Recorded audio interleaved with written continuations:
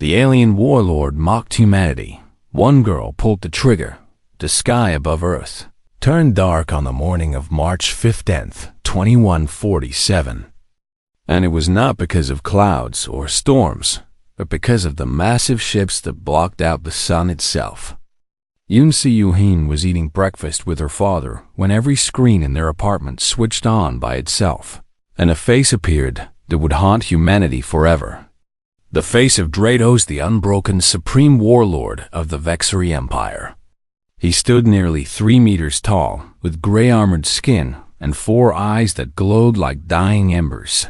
And when he spoke, his voice shook the speakers like thunder rolling across mountains. "Creatures of this small world," he announced, "I am Drados, and I have conquered 200 worlds across 3 galaxies without ever knowing defeat. Your planet is now property of the Vexari Empire, and you have 72 hours to surrender completely or face total extinction." Seo-Yoon watched the broadcast with wide eyes as her father, Yoon Jae-won, set down his coffee cup with trembling hands.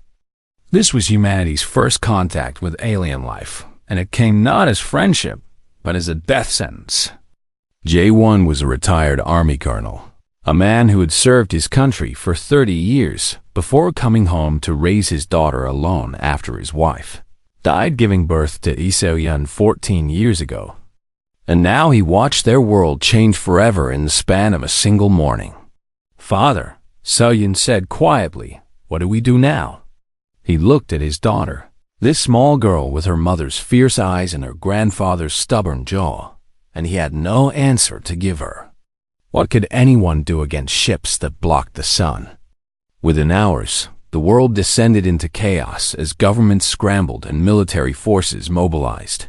But humanity's weapons seemed like toys compared to Vexari technology, and everyone knew it. News reports showed Vexari soldiers landing in major cities around the globe. Their plasma weapons cutting through tanks like paper, their shields stopping every bullet and missile that humanity could throw at them. And hope began to die in the hearts of billions. But not in every heart, because some humans refused to accept surrender even when facing impossible odds.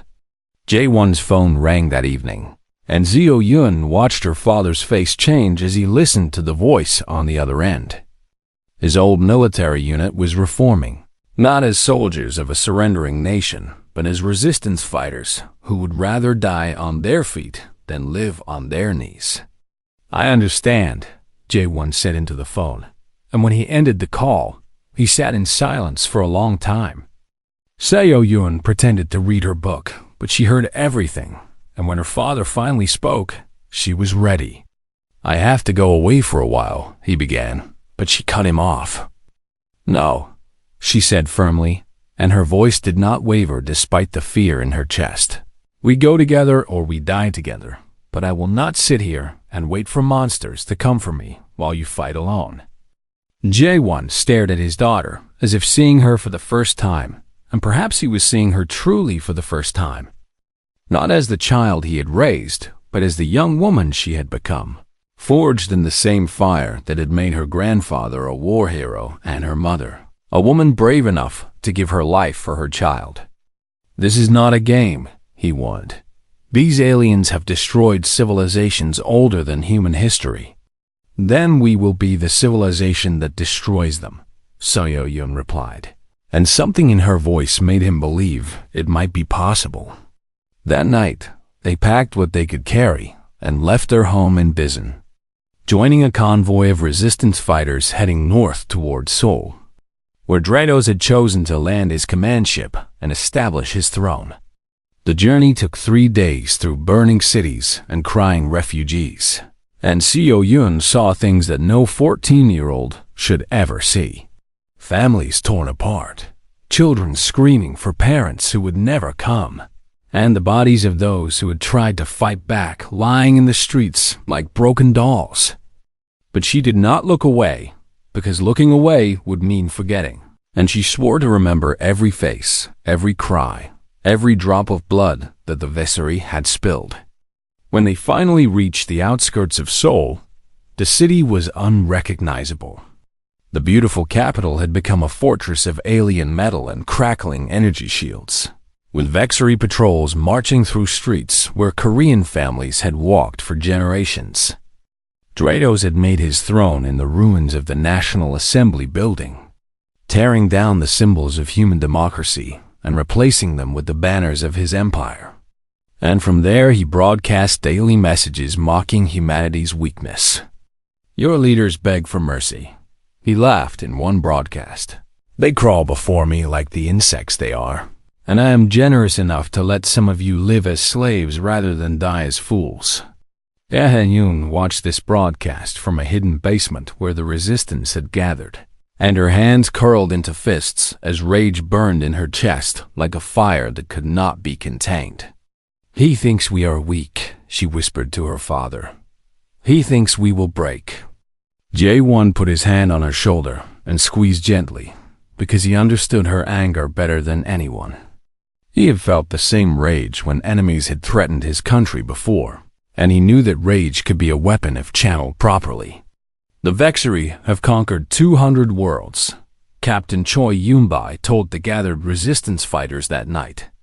"But they have never faced humans before, and they do not understand what we are capable of when our backs are against the wall." The captain was a woman in her 40s, with scars on her face and steel in her voice. And when she spoke, even the oldest veterans listened. "Tomorrow," she continued, "Drados will demand that Earth's remaining leaders kneel before him publicly.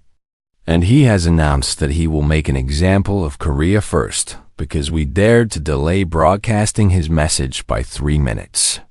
The room fell silent as everyone understood what this meant. Korea would burn first, and then the rest of the world would follow. But Seo-yeon was not thinking about burning. No, she was thinking about fighting, because somewhere deep inside her, a plan was beginning to form. A plan that would change everything. The alien warlord mocked humanity. One girl pulled the trigger. The morning sun rose red over Seoul as Drados prepared his throne for the ceremony of humiliation. And the whole world was forced to watch as Earth's remaining leaders were dragged before the alien warlord in chains. Seo-yeon and her father had found a position in a bombed-out building 3 blocks from the National Assembly. Close enough to see everything through binoculars, but far enough to remain hidden from Vexery. Patrols that swept the streets every 15 minutes. "There," Jae-won whispered, pointing to the platform where Drados sat on a throne made from the melted remains of Korean monuments. "That is the creature who thinks he can break us." So-yeon looked through the binoculars and saw the warlord clearly for the first time. He was even more terrifying in person than on the broadcasts, with his massive armored body and his 4 burning eyes that seemed to look in every direction at once. The world leaders were brought before him one by one, forced to crawl across broken concrete while Vexery soldiers laughed and spat on them. And billions of humans watching around the globe felt their hearts fill with shame and fury. When the Korean president was brought forward, an old man named Kim Dong-hyun, who had served his people for 20 years, he refused to crawl. Instead, he walked upright with his head held high, and even in chains he looked more like a king than a monster sitting on the throne. "Kneel," Drados commanded, his voice amplified across the ruined square. "Kneel before your new master, and perhaps I will let your pathetic nation live as servants." President Kim looked up at the warlord and spoke words that would echo through history. "I am Korean," he said clearly, "and Koreans bow to no one but the truth and their own conscience." "You are neither." The silence that followed lasted only a heartbeat before Drados moved faster than any creature his size should be able to move. And his plasma blade ignited and swept through the air. And President Kim's body fell to the ground before anyone could even scream. Seo-yeon watched through her binoculars as her country's leader died for refusing to bow. And something inside her changed forever in that moment. The fear that had lived in her chest since the invasion began was burned away by a rage, so pure and so hot that it felt like touching the sun itself. "He killed him," she whispered, and her voice was steady even as tears ran down her face. He killed him for being brave. J1 pulled his daughter close, but he did not tell her to look away because he knew she needed to see this. She needed to remember this. She needed to carry this moment inside her like a weapon waiting to be used. Dredos turned to the cameras that broadcast his image across Earth and the Veshri Empire, and he began to speak in a voice filled with contempt and cruel amusement. "Let this be a lesson to all humans," he declared. "You are small creatures with small lives, barely intelligent enough to build the cities we are now taking from you. Your lifespans are laughably short. Your bodies are weak and fragile, and your emotions make you stupid and easy to control." He walked among the remaining kneeling leaders, his massive feet shaking the platform with each step, and he continued his speech of mockery. "But the most pathetic thing about your species," he laughed, "is how much time and energy you waste on your young. You call them children, yes, but I call them what they truly are. Undeveloped larvae, useless mouths that consume resources and give nothing back." The Vexery soldiers laughed along with their master, and Seoyun felt her father's hand tighten on her shoulder as the warlord's words cut deeper than any blade. "On my worlds," Dredos continued, "the weak young are left to die so the strong may thrive. But humans actually protect their larvae, feed them, educate them. What a waste of a civilization's potential." He turned directly to face one of the cameras, and it seemed like he was staring straight into the eyes of every human watching. "Your children are nothing," he declared. "They are larvae who will grow up to be cattle, and when I am done conquering this planet, I will show you exactly how worthless your young truly are." The broadcast ended, but the words hung in the air like poison, and in resistance hideouts across the globe, men and women looked at their children and felt a fury that transcended anything they had ever known. That night in the resistance bunker, the fighters gathered to plan the response, and the mood was darker than it had ever been. "We have to strike back," Captain Choi declared. "We have to show the galaxy that humanity will not accept this humiliation." The plan was discussed for hours. Dredos would hold a victory parade tomorrow, marching through the streets of Seoul to celebrate his conquest, and he would be exposed for the first time since landing on Earth. "Our best sniper can take the shot," suggested Lieutenant Bae Jinsu. But his words trailed off when he looked at Park Min-ho, lying on a cot with bandages covering the wounds he had received during yesterday's patrol encounter. Min-ho was the best shot in the resistance, a man who had won shooting competitions across Asia before the invasion. But a Vexery plasma bolt had torn through his shoulder, and he could barely lift a cup of water, let alone a rifle. "I will go," J1 volunteered. "I was a marksman in my youth." "You were a marksman 30 years ago," Captain Choi replied gently but firmly. "We need someone who can hit a target the size of a coin from 800 meters in unpredictable wind conditions."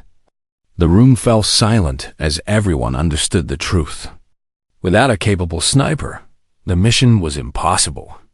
Aeon stood up slowly, and every eye in the room turned to the small 14-year-old girl who had barely spoken since the broadcast. "I can do it," she said, and her voice did not waver.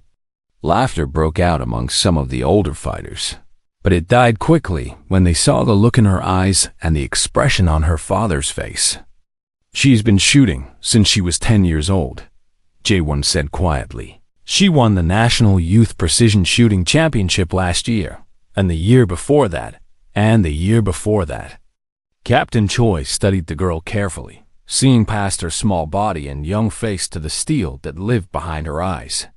"Dredos called human children larvae," Seo-yun said clearly. "He said we are worthless and weak. I want to show him exactly what a human larva can do." The captain nodded slowly, and a decision was made that would change the course of galactic history. Tomorrow, a 14-year-old girl would try to kill the most feared warlord in 3 galaxies. The alien warlord mocked humanity. One girl pulled the trigger, the Night before the parade was the longest night of Seo Yun's life, and she spent most of it in a corner of the bunker, cleaning and preparing the rifle that would either save humanity or doom her to death. The weapon was a K-14 precision rifle, modified by resistance engineers to fire armor-piercing rounds developed specifically to penetrate vessel shields. And it felt heavy in her small hands, but not too heavy, never too heavy. Captain Choi had tested Seo Yun's skills before agreeing to the mission, setting up targets in an abandoned warehouse, and watching as the young girl hit every single one with cold precision that would have impressed shooters twice her age. "She is better than anyone we have," the captain admitted to J1 after the test. "Better than Minho on his best day, and I have never seen hands so steady on someone so young." Now, in the quiet hours before dawn, the resistance fighters made their final preparations, while Seo Yun sat alone with her thoughts and her weapon. Her father came to sit beside her, lowering himself to the cold concrete floor with the stiffness of a man whose body carried decades of service. And for a long time, neither of them spoke. "Your mother would be proud of you," J1 finally said, and his voice was rough with emotions he rarely showed. Seo Yun looked up at him, this man who had been her entire world since the day she was born, and she felt love filling her chest alongside the fear and determination. "Tell me about her," she requested, because she had always wanted to know more about the woman who had died to give her life. J1 smiled sadly and began to speak of his wife, of her courage and her kindness, and her absolute refusal to ever give up on anything she believed in. And Seo Yun listened with her whole heart. "She was the bravest person I ever knew," he concluded. "And when I look at you, I see her looking back at me." Seo Yun leaned against her father's shoulder and closed her eyes, just for a moment, allowing herself to be a daughter instead of a soldier. But the moment could not last, because duty called and the night was running short. A commotion at the entrance of the bunker drew their attention, and they looked up to see Lieutenant Bay escorting a strange figure through the door. A Vexery soldier, wounded and bound, but walking under his own power. "We found him in the rubble of the Eastern District," Lieutenant Bay explained. "His own people left him for dead after a building collapsed on his unit." The alien was smaller than Drados, standing only 2 meters tall with lighter gray skin and 3 eyes instead of 4, marking him as a lower caste in the Vexery hierarchy. "Kill me and be done with it," the prisoner said in heavily accented English. "I expect no mercy from prey animals."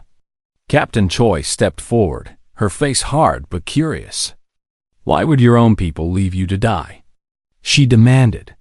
The prisoner, whose name was Korvax, laughed bitterly before answering. "Because Drados does not tolerate failure, and my unit failed to capture a resistance cell last week. The Supreme Warlord executed my commanding officer personally and ordered the rest of us to fight without supplies or backup until we succeeded or died." Yuan studied the alien's face and saw something she recognized. The same helpless fury she had felt watching President Kim die, the rage of someone who had been betrayed by those who should have protected them. "You hate him," she said quietly, and it was not a question. Korvax's 3 eyes focused on the small human girl, and surprise flickered across his alien features. "I hate what he has made us become," Korvax admitted. "The Vexery were once explorers and scholars, but Drados turned us into monsters over 5 centuries of conquest. Those who resist are killed. Those who comply become killers themselves." An idea began to form in Captain Choi's mind, and she leaned closer to the prisoner. "If you truly hate your warlord," she offered carefully, "then help us kill him, and in return, we will give you your freedom." Korvax considered the offer for a long moment before nodding slowly, because what did he have to lose? His own people had already sentenced him to death. The alien provided information that changed everything. Drados wore a personal shield generator that could stop any projectile or energy weapon, but the shield had one weakness that only his inner circle knew about. After blocking an attack, The shield requires 0.3 seconds to recharge, Kovacs explained. During that window, a second shot can penetrate. Yun processed this information with the calculating mind of a precision shooter, understanding immediately what it meant for her mission. I need to hit him twice in less than a third of a second, she said. The first shot to trigger the shield and the second shot to kill him before it recharges. Kovacs nodded, impressed despite himself by the young human's quick comprehension. There is another problem, he added. Dratus's armor is nearly impenetrable everywhere, except for one small gap at the throat where his breathing membrane requires exposure. The target is no larger than what you would call a coin. Jaewon's face went pale as he understood the impossibility of what his daughter would have to do. Hit a coin-sized target at 800 meters, then hit it again within a third of a second, all while compensating for wind and the chaos of a parade. I can do it, Seo-Yun said firmly. I have been training for this my whole life without knowing it. Every competition, every practice session, every hour spent perfecting my craft was preparing me for tomorrow. The resistance fighters looked at this young girl with wonder and doubt and hope all mixed together, because she was asking them to believe in the impossible. Captain Choi knelt before Seo-Yun and looked into her eyes with an intensity that could have melted steel. If you miss, you will die, and the mission will fail, and Dratos will punish all of Korea for our attempt. Do you understand this? Seo-Yun met the captain's gaze without flinching. My father taught me that courage is not the absence of fear, she replied. Courage is deciding that something matters more than fear. Korea matters, Earth matters, humanity matters, and even if I die, showing the galaxy that we will fight back matters most of all. The captain stood and saluted the young girl with respect she had shown to few people in her life. Then tomorrow, Captain Choi declared, we change history.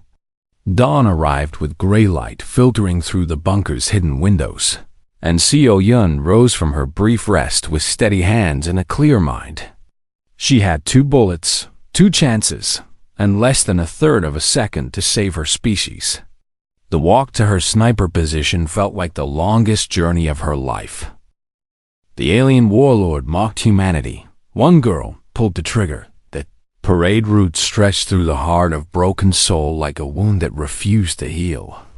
And Vexury soldiers lined both sides of the street, while captured humans were forced to watch their conquerors celebrate. Seo-Yun reached her position in the half-collapsed apartment tower just as the morning sun broke through the clouds. Climbing 14 flights of unstable stairs with the rifle strapped to her back and her heart pounding in her chest. The sniper nest had been prepared by resistance scouts the night before. A gap in the crumbling concrete that provided a clear line of sight to the parade route 800 meters away while remaining hidden from Vexury patrols. She set up her rifle with practice movements, each action automatic after years of training, and then she looked through the scope at the world she was about to change forever.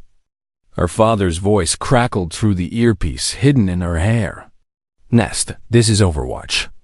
How do you read me? Clear and strong, father, she replied, using the communication protocols they had practiced through the night. Wind is 7 kilometers per hour from the northeast. Humidity is 62%, and target is expected in approximately 15 minutes. How are your hands? Seo-Yun looked at her fingers, small and delicate and absolutely still, and she felt a strange calm settling over her like a blanket. Steady, she answered, like you taught me. The parade began with Vexury war machines rolling through the streets, massive vehicles that crushed the pavement beneath their weight and belched black smoke into the gray sky. Then came the soldiers, thousands of them marching in perfect formation with weapons that had slaughtered millions across 200 worlds. And the sound of their boots striking the ground echoed like the heartbeat of death itself. And finally, rising above them all on a hovering platform of gleaming metal, came Dratos the Unbroken. Seo-Yun adjusted her scope and brought the Warlord into sharp focus, studying every detail of his massive form. The ceremonial armor that covered his chest, the plasma blade at his hip, the 4 burning eyes that swept the crowd with contempt. And there, at his throat, she could see the gap Korvax had described. A small patch of exposed gray membrane that pulsed slightly with each breath the monster took. "Target acquired," she reported, and her voice was as calm as if she were at a practice range instead of attempting the most important shot in human history. Ye-One's voice came through the earpiece with wind adjustments, distance calculations, and the steady encouragement of a father who believed in his daughter even when the universe said she should fail. "You have trained for this moment your entire life," he reminded her. "Trust your skills. Trust your instincts. Trust yourself." The parade moved closer, and Seo-Yun tracked Drados through her scope, watching him wave to his soldiers and laugh at the humans forced to line the route. Then something happened that made her blood turn to ice. Drados stopped his platform beside a group of Korean prisoners who had been brought out to witness the parade, and he descended to walk among them, enjoying their fear. An old woman in the group refused to look at the ground like the others, keeping her chin raised and her eyes defiant, and Drados noticed her immediately. "You," the Warlord said, his voice amplified by his armor. "You dare to meet my gaze?" The old woman replied in Korean, and though Seo-Yun was too far away to hear the words, she could see the pride in the woman's stance and knew she was refusing to show fear. Drados grabbed the woman by her throat and lifted her off the ground, and his plasma blade ignited with a sound that carried across the silent streets. "No," Seo-Yun whispered, and suddenly she was moving before she had made a conscious decision. Her finger found the trigger, her eye aligned with the scope, and every lesson her father had ever taught her flowed through her body like electricity. She had planned to wait for a cleaner shot, but there was no more time for planning because a brave old woman was about to die, and Seo-Yun would not let that happen. She fired. The first round crossed 800 meters in less than a second and struck Drados directly in the throat, and his personal shield flared bright blue as it absorbed the impact. 0.3 seconds. Seo-Yun worked the bolt action faster than she had ever moved in her life, chambered the second round, adjusted her aim by a millimeter to compensate for the shield's dissipation pattern, and fired again. The second round left the barrel exactly 0.27 seconds after the first impact, slipping through the gap in the recharging shield and striking the breathing membrane at Drados' throat with perfect accuracy. The Warlord, who had conquered 200 worlds, who had never known defeat in 5 centuries of war, who had mocked humanity as weak and worthless, dropped the old woman and clutched at his throat as dark blood sprayed from the wound. He fell from the platform like a mountain collapsing, and he was dead before his body hit the street. The silence that followed lasted only a heartbeat before chaos erupted across Seoul. Vexery soldiers opened fire in every direction, plasma bolts streaking through the air as they searched for the assassin, and the resistance detonated pre-positioned explosives to create confusion and cover. "Nest, extract now." Her father's voice screamed through the earpiece. "Move, move, move." Seo-Yun grabbed her rifle and ran for the stairs. But the building was already shaking from Vexery weapons fire, and she had only descended 3 floors when the ceiling collapsed above her. Debris struck her left leg with crushing force, and she screamed as pain exploded through her body. But she did not stop moving because stopping meant dying. She dragged herself through the rubble, crawling when she could not walk, and somehow she found the emergency exit where her extraction team was waiting. Her father caught her as she stumbled into the street, sweeping her into his arms and running through the smoke and fire while resistance fighters provided covering fire with weapons that seemed like toys compared to Vexery technology. But the Vexery were not pursuing with their usual coordination, because their supreme warlord was dead and their command structure was crumbling, and they did not know what to do without the monster who had led them for 500 years. The extraction team reached the tunnels, descended into darkness, and disappeared into the resistance network that spread beneath the city like veins beneath skin. Only when they were safe, only when the sounds of battle had faded to distant rumbles, did J1 set his daughter down and look at her with tears streaming down his face. "You did it," he whispered. "You actually did it." Zayn looked at her father through a haze of pain and exhaustion, and she managed to smile before the darkness took her. The girl who had killed a god had earned her rest. The alien warlord mocked humanity. One girl pulled the trigger. Seo Yun woke in a medical tent 3 days after the shot that changed history. And the first thing she saw was her father's face looking down at her with more love than she had ever seen in his eyes. "Welcome back," J1 said softly. "You had us worried." Her leg throbbed with pain beneath the bandages, and every muscle in her body ached like she had been beaten with stones. But she was alive, and that seemed like a miracle. "What happened?" she asked, her voice rough from days of unconsciousness. Her father helped her sit up slowly and began to tell her everything that had occurred while she slept. The broadcast of Dratus's death had been seen by every world in the Vexari Empire and beyond. Transmitted live on what was supposed to be a celebration of conquest, but instead became the moment when an empire began to crumble. Conquered species who had lived under Vexari rule for centuries watched a human child kill the unkillable warlord, and hope sparked in hearts that had forgotten what hope felt like. Within 12 hours, rebellions had erupted on 17 worlds. Within 48 hours, the number had grown to 63. Within a week, the Vexari Empire was fighting for its survival on more fronts than it could possibly manage. On Earth, the invasion force had collapsed into chaos without Dratus's leadership, with different commanders fighting for control, while human resistance forces launched coordinated attacks across the globe. The Vexari had underestimated humanity, had called humans cattle and their children larvae, and now they were paying the price for their arrogance. "And me?" Seo Yun asked, almost afraid to hear the answer. J1 smiled and gestured to the wall of the tent, where newspapers and printed screenshots had been pinned like a collage of history. Every headline featured her face, her name, her story. The 14-year-old girl who had done the impossible, the child who had proven that humanity would never surrender, the sniper who had freed the galaxy with 2 bullets. "You are the most famous human who has ever lived," her father said quietly, "and the galaxy wants to meet you." 3 months passed as Earth healed from its wounds and humanity worked, alongside former Vexari slaves, to build a new order in the cosmos. The Galactic Council, an ancient body of elder species who had watched the Vexari conquest with passive acceptance for centuries, finally reached out to humanity and requested an audience.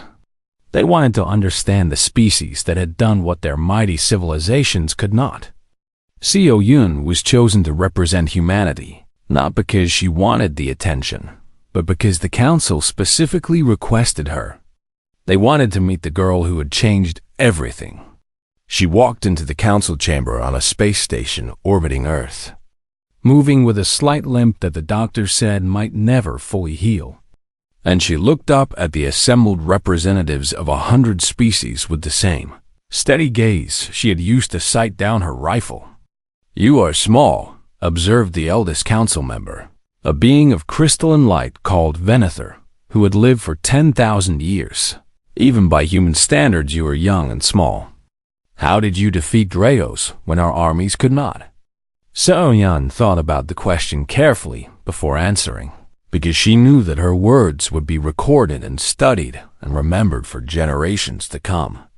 "I am small," she agreed, "and I am young, and by every measure your civilizations used to judge strength, I should have been worthless." Dratos certainly thought so. He called human children larvae and laughed at how we protect our young. She paused to let the words sink in before continuing. But he did not understand what human children are. We are not larvae waiting to become useful. We are the reason humans fight so hard and sacrifice so much. We are not a weakness. We are the source of our species' greatest strength." The council members murmured among themselves, trying to understand this strange philosophy that valued the young so highly. "Your people love your children," Venator observed. "This we have seen in our studies of human culture. But how does love translate to the ability to kill a warlord who conquered galaxies?" Ao Yuan smiled, and there was something in her expression that made even ancient beings feel a shiver of recognition. "Love makes humans do impossible things," she explained. "My father loved me enough to teach me to shoot and to fight and to never give up. My mother loved me enough to give her life so I could live. My country loved its children enough to resist when resistance seemed hopeless." She stood straighter despite the pain in her leg, and her voice grew stronger with each word. Drados thought love was a weakness because it made us protect creatures he considered worthless, but he was wrong. Love is the reason I was trained. Love is the reason I was brave. Love is the reason I pulled the trigger when everyone said it was impossible. Korvax, the former Vexera soldier who had been granted amnesty for his help and now served as a translator and advisor, stepped forward and bowed to Seo Yun in a gesture of respect that his species had not shown to anyone in 500 years. The Vexeri forgot what it meant to fight for something beyond conquest. He declared, "We forgot love and loyalty and sacrifice, and we became nothing but destroyers." Humans reminded us that even the strongest empire can be brought down by a single person who cares enough to try. The council was silent as they processed everything they had witnessed and heard. And then Venator asked the question that everyone in the galaxy wanted answered. Humanity has proven itself capable of destroying threats that terrorize the cosmos for centuries. What will your species do with this power? Will you seek revenge against the Vexeri remnants? Will you build an empire of your own? Seo Yun looked at the ancient being and shook her head slowly. "We do not want revenge," she replied. "And we do not want an empire. We want peace. We want to raise our children in safety. We want to explore the stars as friends rather than conquerors." She paused, and when she spoke again, there was steel beneath her gentle words. "But if anyone threatens our children again, the galaxy should remember what one girl with 2 bullets accomplished. Next time, it will not be one girl. It will be all of us. Every human who has ever loved a child. Every parent who has ever sworn to protect their family. We are small, but we are many, and we will never stop fighting for the ones we love." The council chamber fell silent as the weight of her words settled over the assembled species, and Seo Yun knew that humanity would never be underestimated again. 6 months later, she returned to Bazan with her father, walking through streets that were being rebuilt by humans and allies working together. Children played in the parks, laughing and running without fear, and Seo Yun watched them with a smile that held both joy and sorrow. She was still just a teenager, with homework to complete and chores to complain about, but she was also the girl who had saved the world, and both of those truths would live inside her forever. Her father put his arm around her shoulders as they walked home through the city they had fought to protect. "What are you thinking about?" he asked. Seo Hyun looked up at the sky, where stars would soon appear. Stars that no longer held only terror but also hope. "I am thinking about the future," she answered, "and how glad I am that we have one." The galaxy knew her name, but more importantly, Earth was free, and that was all the reward Yoon Seo Yun would ever need.